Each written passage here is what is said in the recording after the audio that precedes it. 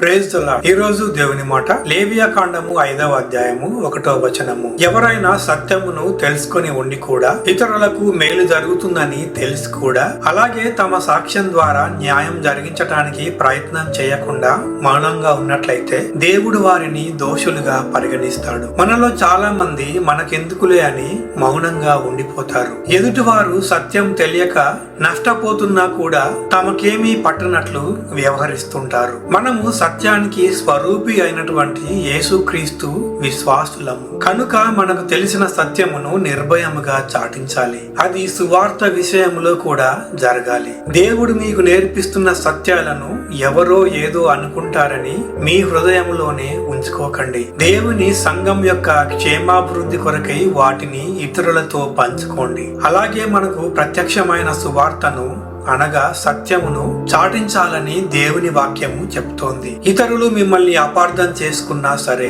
మీరు దేవునికి లెక్క అప్పచెప్పే వారిగా మాత్రము ఉండకండి. మీకు తెలిసిన సత్యమును నిర్భయముగా బోధించండి, తెలియజేయండి, ప్రకటించండి. పరిశుద్ధాత్మ దేవుడు తన నడిపింపును మరింతగా మనకు అనుగ్రహించును గాక. ఆమేన్.